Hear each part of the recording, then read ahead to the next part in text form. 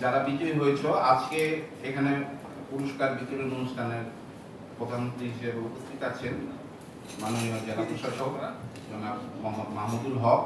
আমরা স্যারের কাছ থেকে পুরস্কার নেব। আমরা একে একে নাম ঘোষণা করবো, একে একে এসে তোমরা পুরস্কারগুলো নিয়ে যাবো। জেলা চ্যাম্পিয়ন কলেজ ক্যাটাগরি প্রথমেই আসবে মাজারুল ইসলাম মাহি, গভর্নমেন্ট মনোরম কলেজ চ্যাম্পিয়ন। জুনায়েদ কলেজ পর্যায়ে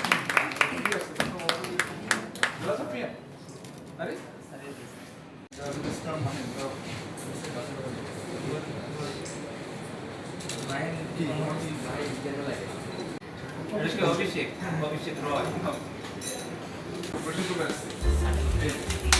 সবাই আমরা করতালিকে স্বাগত জানাই।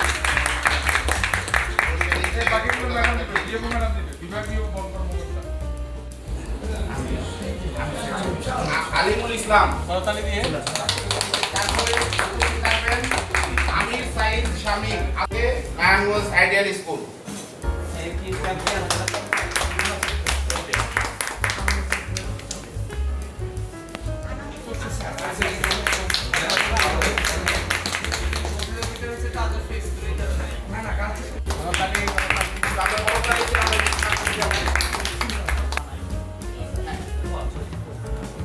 এরপর উপস্থিত থাকবে Zubair Hasan sir, Narayanganj ideal school.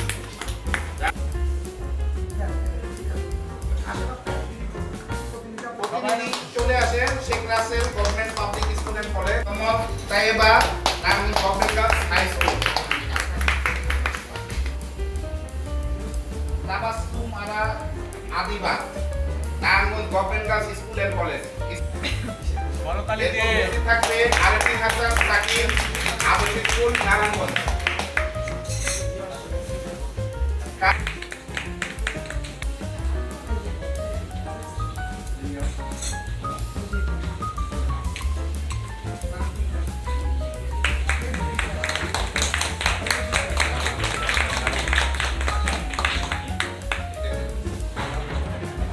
আচ্ছা, আমাদের কলেজ ক্যাটাগরির একজন মিসিং হয়ে গিয়েছিল, এখন পুরস্কার নেবে শ্রাবণ শিকদার, গভর্নমেন্ট মনোরম কলেজ।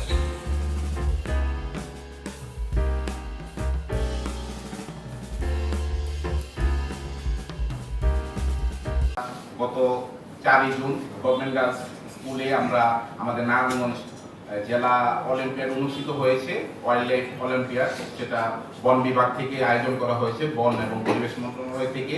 তো আজকে আমরা জেলা প্রশাসকের কার্যালয়ে আমরা পুরস্কার বিতরণী শেষ করলাম। এরপর আমরা স্বাগত বক্তব্যে চলে যাব।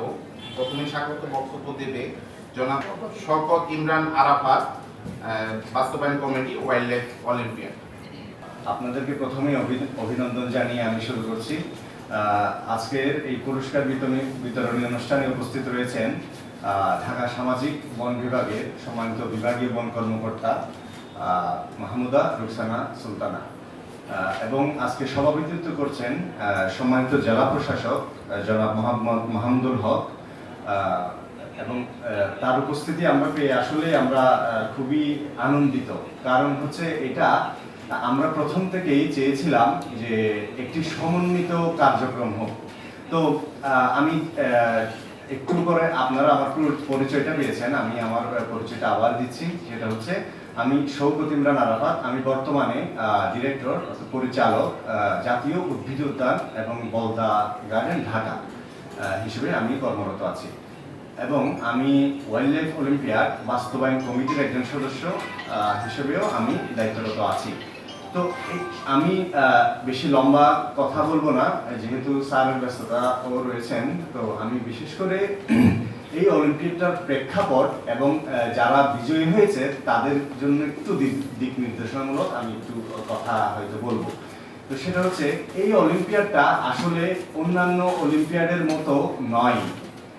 প্রথমত এই অলিম্পিয়াডটা আমরা যখন প্ল্যান করি, সেই প্ল্যানিংটার সময়ে ছিল হচ্ছে কি আমাদের এমন একটা সময় আমরা এটা প্ল্যান করছি যখন আমরা কি জলবায়ু পরিবর্তন, বন্য প্রাণীর বিলুপ্তি হয়ে যাওয়া, পরিবেশ বিপর্যয় এইসব নিয়ে আমরা পৃথিবীতে বসবাস করছি। তো তখন আমাদের সকলের মধ্যেই একটা বোধের সৃষ্টি হলো, যে সেটা হচ্ছে একটা সময় বন্য প্রাণী নিয়ে আমাদেরকে কি এতটা চিন্তা না করলেও হতো, গাছপালা নিয়ে এতটা চিন্তা না করলেও হতো, কিন্তু আমরা মানুষ এত সংখ্যায় বৃদ্ধি পেয়েছি এবং সম্পদের উপর আমরা এইভাবেই আমরা নিজেরা অধিকার অর্জন করে ফেলেছি যে এখন পরিবেশ, বন্য প্রাণী, গাছপালা এসব হুমকির সম্মুখীন হয়ে পড়েছে। তো এরা যদি হুমকির সম্মুখীন হয়ে যায় তাহলে আমরাও নিরাপদ নয়, নিশ্চয়ই সেই বিষয়টা সকলেই জানেন। তো আমরা নিরাপদ থাকার জন্য, বিশেষ করে আমরা যেহেতু মানুষ, আমরা চাইবো আমরা যেভাবে পৃথিবীটাকে পেয়েছি ঠিক সেভাবেই আমাদের পরের প্রজন্মটা পেয়ে যাক, নয়তো পূর্ববর্তী প্রজন্মকে অভিশাপ দিবে, তারা অভিসম্পাত করবে যে সমস্ত কিছু তারা ভোগ করেছে, আমার পিতারা, মাতারা, দাদারা, নানারা, কিন্তু আমাদের জন্য আজকে কি গরম রেখে গেছে, ঘূর্ণিঝড় রেখে গেছে, গাছপালা কেটে উজাড় করা বনভূমি রেখে গেছে, এরকম একটা বিষয়। তো এই যে এই বিষয়টা, তাহলে ভবিষ্যৎ প্রজন্মের জন্য আমরা যদি তেমনি সংরক্ষণ করতেই পারতাম তাহলে কিন্তু সফলতা আসতো।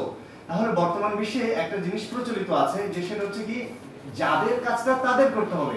তাহলে যারা ভবিষ্যৎ প্রজন্ম, যারা আজকে এখন পড়াশোনা করছে স্কুল কলেজে এবং বিশ্ববিদ্যালয়ে যারা পড়াশোনা করছিলেন, তারা সবাই তো হচ্ছে ভবিষ্যতে এখানে জীবনযাপন করবে। তো তারা যদি এই সময় থেকেই এই বন্য প্রাণী, গাছপালা, পরিবেশ, এই বিষয়গুলোর প্রতি তারা যদি এখন থেকে দরদ তৈরি করতে পারে, মমতা, ভালোবাসা, বিশেষ করে অনুভূতি যদি তারা তৈরি করতে পারে, আমি মনে করি আমরা বন অধিদপ্তরও মনে করে যে ভবিষ্যৎ প্রজন্ম ওরা নিজেরাই কি করবে, নিজেদের পরিবেশকে সংরক্ষণের জন্য, বন্যপ্রাণী সংরক্ষণের জন্য উদ্যোগী হয়ে পড়বে। তো সবার সার্বিক মঙ্গল কামনা করি এবং টেকসই বাংলাদেশের একটা স্বপ্ন নিয়ে, এবং সেটা তোমাদের হাত দিয়ে হবে সেই আশা রেখে আমি আমার বক্তব্য শেষ করছি। জয় বাংলা।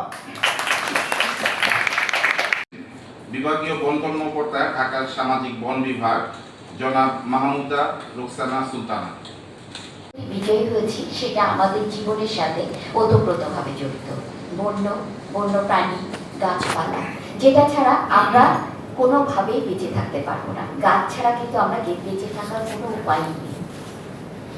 সুতরাং আমরা এখানে বিজয়ী হয়েছে এটা বড় ব্যাপার না, আমরা কি শিখছি, কি নিলাম, এটাই হচ্ছে আমাদের বড় ব্যাপার। তোমরা আজকে যেটা গ্রহণ করছো সেটাই হচ্ছে আমাদের ভবিষ্যৎ প্রজন্ম। তোমরা আমাদের এই ছোট্ট পৃথিবী তো আছে, পৃথিবীর মধ্যে আমরা একটা ছোট্ট দেশ, সেই দেশটাকে তোমরাই সাজাবে। তোমাদের সুস্থ নির্মল পরিবেশে বেঁচে থাকার জন্য তোমাকেই সাজাতে হবে। তাহলে তোমাকে যদি সাজাতে হয় তাহলে অবশ্যই তুমি আজকে যে বন্যপ্রাণী এবং গাছগাছালি সম্পর্কে যে ধারণা দিচ্ছ, এই ধারণাকে আরো প্রসারিত করতে হবে, শুধু বিজয়ী হওয়ার জন্য না। আমি বলবো এই জ্ঞানটাকে অন্তরে, আমার পূর্ববর্তী বক্তা বলে গেছেন যে মমত্ববোধ, তোমার প্রকৃতির প্রতি মমত্ববোধ, তোমার জানার পরিধি, এগুলিকে বাড়াতে হবে। তাহলেই আমরা পাবো। আশা করছি যে ভবিষ্যৎ প্রজন্ম যেটা আমরা রেখে যাবো, আমরা তো সারা জীবন থাকবো না, কেউই থাকে না, কিন্তু পর্যায়ক্রমে ভবিষ্যৎ প্রজন্মের জন্য রেখে যেতে হয় একটা সুস্থ নির্মল এবং সুন্দর পরিবেশ। তোমাদের হাত ধরে আমরা এগিয়ে যাব। আমি আর বেশি কিছু বলবো না। আমি যারা আমাদের সহযোগিতায় এক্সপ্রেশন কাজ করছেন তাদেরকে আমি আন্তরিকভাবে ধন্যবাদ জানাচ্ছি। আবার যারা নারায়ণগঞ্জের পর্যায়ে যারা আমার ফরেস্টার, আমার অন্যান্য কর্মকর্তারা কাজ করছেন এবং আমার এসিএফ যিনি এই কর্মকাণ্ডের সাথে সম্পৃক্ত, তাদেরকে আমি ধন্যবাদ জানাচ্ছি। যিনি আমাদের আজকে প্রধান অতিথি হিসাবে ছিলেন মাননীয় জেলা প্রশাসক মহোদয়, তার শত ব্যস্ততার মাঝেও তিনি যে আমাদের মাঝে এসে পুরস্কার বিতরণ করেছেন তার জন্য তাকেও আমরা আন্তরিক ধন্যবাদ জানাচ্ছি। এডিসি মহোদয়কেও আমরা আন্তরিক ধন্যবাদ জানাচ্ছি, তিনি আমাদেরকে সার্বিকভাবে সহযোগিতা প্রদান করেছেন। সর্বোপরি আমি তাদেরকেই ধন্যবাদ জানাচ্ছি যাদের জন্য আমাদের এই আয়োজন। তোমরা যদি আজকে আমাদের এখানে উপস্থিত না হতে, তোমরা যদি এই প্রতিযোগিতা অংশগ্রহণ না করতে, তাহলে আমাদের এই যে আজকে যে আয়োজন সেটা আমরা করতে পারতাম না। এবং তার সাথে আমি অভিভাবকদের আরো ধন্যবাদ জানাচ্ছি, কারণ তাদের যদি ইনস্পিরেশন না থাকতো তাহলে আমাদের বাচ্চারা এই প্রতিযোগিতায় কখনো আসতে পারতো না। কারণ ঘর হচ্ছে বড় শিক্ষা, মা বাবা হচ্ছে সবচেয়ে বড় শিক্ষক, তারপর হচ্ছে স্কুল কলেজের শিক্ষকবৃন্দ। তো সবাইকে আন্তরিকভাবে ধন্যবাদ জানিয়ে এবং আমাদেরকে যে এই সম্মেলন কক্ষে আয়োজন করতে দিয়েছেন এবং যারা আমাদের সহযোগিতায় রয়েছেন এই সম্মেলন কক্ষে জেলা প্রশাসক মহোদয়ের পক্ষ থেকে সবাইকে আমি আন্তরিক ধন্যবাদ জানাচ্ছি। যারা আমাদের ফটো নিচ্ছেন তাদেরকেও আমি ধন্যবাদ জানাচ্ছি, কারণ এখানে সবার সহযোগিতা ছাড়া আমাদের এই সাফল্যমণ্ডিত অনুষ্ঠানটা করা সম্ভব ছিল না। সবাইকে আবারও ধন্যবাদ, সবাইকে সবার সুস্থ সুন্দর জীবন কামনা করে আমি আমার বক্তব্য এখানে শেষ করছি। জয় বাংলা।